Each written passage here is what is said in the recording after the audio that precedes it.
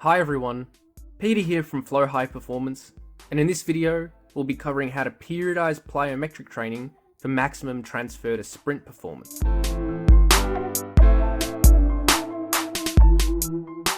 First and foremost, we need to establish exactly what plyometric training is.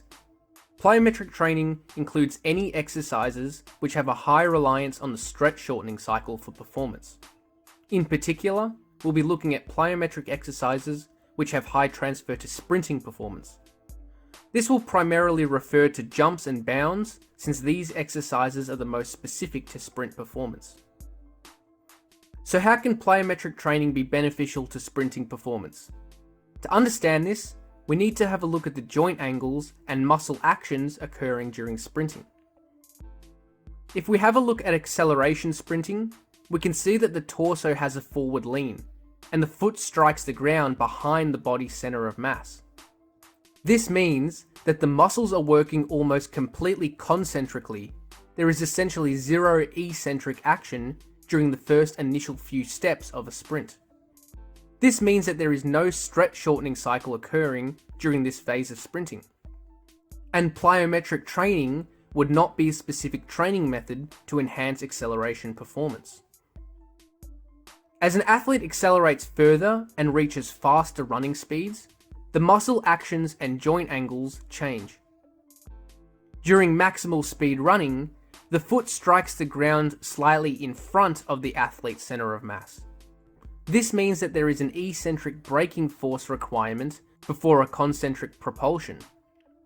So the leg must absorb the forces and then propel the athlete forward in a fraction of a second. Since this happens so fast, there is a rapid stretch shortening cycle occurring, primarily at the ankle joint. This is where plyometric training can enhance performance. If an athlete can become more efficient at using the stretch shortening cycle, then they are likely to enhance their maximum running speed. Let's now explore how plyometrics can be programmed in a training session. The first variable to consider is the order of which plyometrics will be performed in a training session. Plyometrics are best suited to be used after speed training, since speed training is the most important and specific form of training for sprint performance. It should also be performed before any power, strength, or endurance training, if they will be performed in the same session. The next variable to consider when implementing plyometrics into a training program is volume. Volume for plyometric training refers to the number of sets performed. Plyometric volume should be fairly low, as we want to see maximum output. Too much volume will fatigue the athlete and cause plyometric performance to diminish, defeating the purpose of plyometric training. Furthermore, high volumes of intense plyometric training may put the athlete at risk of injury. This is because plyometrics place high demands on the tendons, as they are used like an elastic band. This may cause overuse of the tendons and lead to chronic pain or injury. A practical recommendation would be to perform 2 to 4 sets of an exercise per session, with maximal effort and full recovery between sets. Next, we will discuss how frequently plyometric training should be implemented. Plyometric training provides a large stimulus to the muscles and tendons, but is also very demanding on the joints and connective tissue. So the frequency of plyometric training should be fairly low to ensure enough recovery for adaptations to occur. Failure to provide enough recovery between plyometric training sessions may result in injury if continued for an extended period of time. Generally, 1 to 2 plyometric sessions per week should be sufficient if the intensity is adequate. This leads us into the next training variable for plyometric program design: intensity. For plyometrics, intensity refers to the level of effort performed during each set. High intensity plyometrics mean that a combination of maximum force and minimal ground contact time are attempted with each rep. Regardless of the load or exercise performed, high intensity plyometrics refers to the fact that the athlete puts maximum effort into each exercise.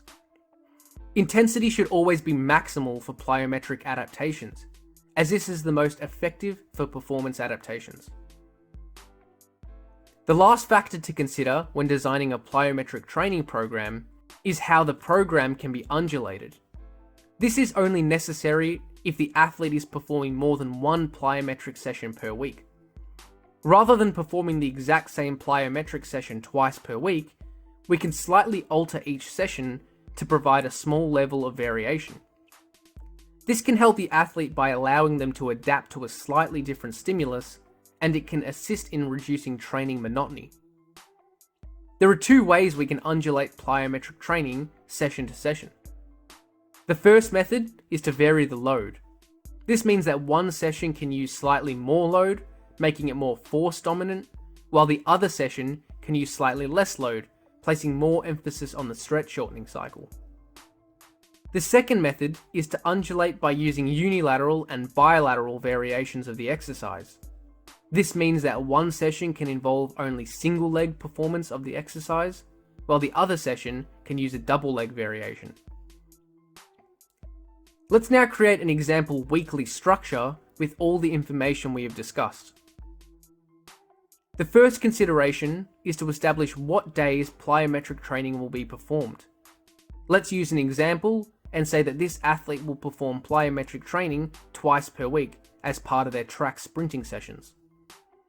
They also have 2 gym sessions during the week, but we won't discuss these sessions in the video. We can see here that the plyometric training is being performed after the maximum speed training exercise, since these are a higher priority than plyometrics.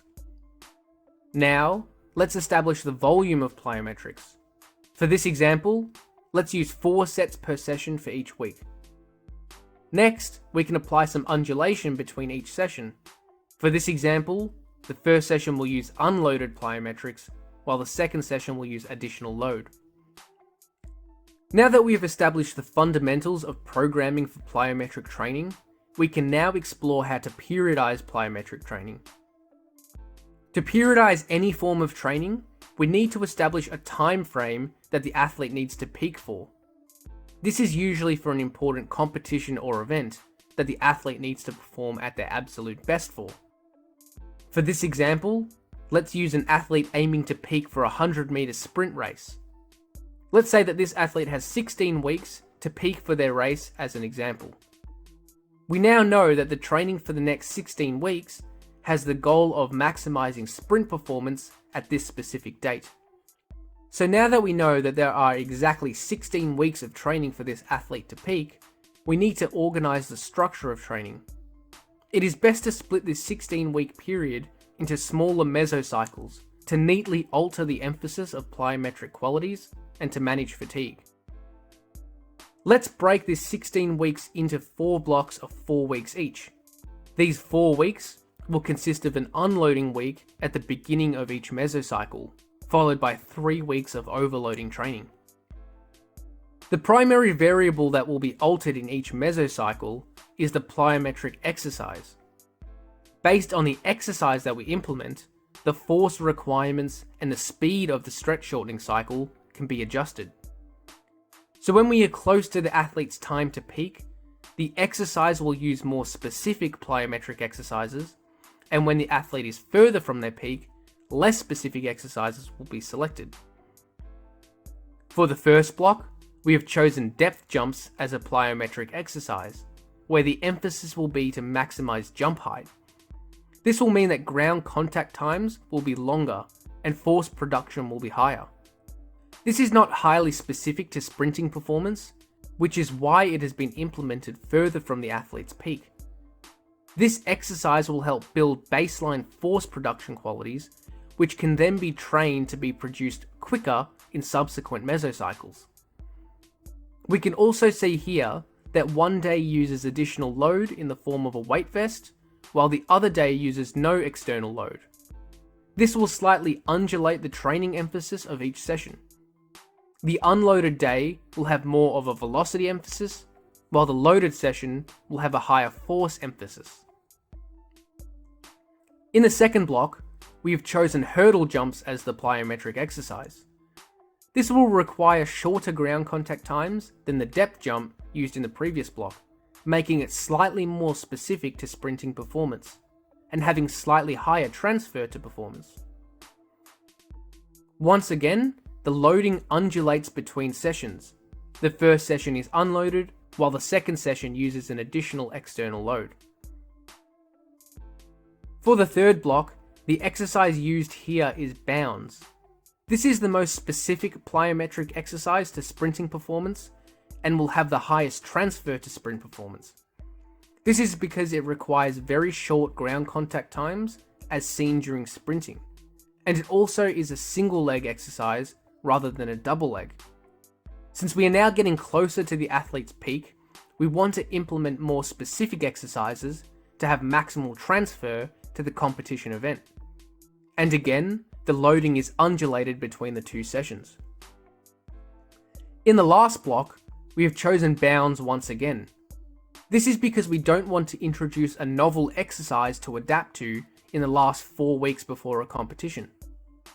This mesocycle has the goal of reducing fatigue and performing the most specific training to maximize performance. So the exercise stays the same for adaptations to consolidate. And the last variables to consider are the week-to-week progressions throughout each mesocycle. Generally, plyometrics are best suited to increasing reps performed over the course of the mesocycle, as this becomes more specific to sprinting performance. This is because sprinting requires repeated plyometric efforts for an entire sprint. Let's now detail the microcycles for each block. For the first block, we can see here that the number of sets remains the same each week, except for the first week. This is because the first week will be an unloading week to allow recovery from any accumulated fatigue built up over the last training block. The progression is implemented via an increased number of reps each week, meaning that the athlete must be able to repeat the plyometric effort. For the second block, the same general principles have been implemented for the hurdle jumps. The number of sets remains the same apart from the first week, while the number of reps increases. The reps performed are slightly higher than the previous block, as we now want to become more specific to sprint performance. The third block again follows the same principles as the previous block, with the bound exercise. Once again, the reps performed are higher than the previous block, as we are now getting more and more specific to sprint performance. And the last block has a different weekly progression.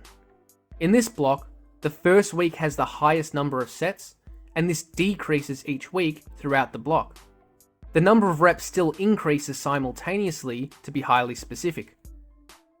This progression model is implemented to reduce fatigue leading into the competition. So the volume reduces via a decreasing number of sets, while the intensity increases via an increasing number of reps. This should have the athlete in peak condition for their upcoming competition. Thanks for watching, and hopefully you got something out of this video. Remember to subscribe if you haven't already.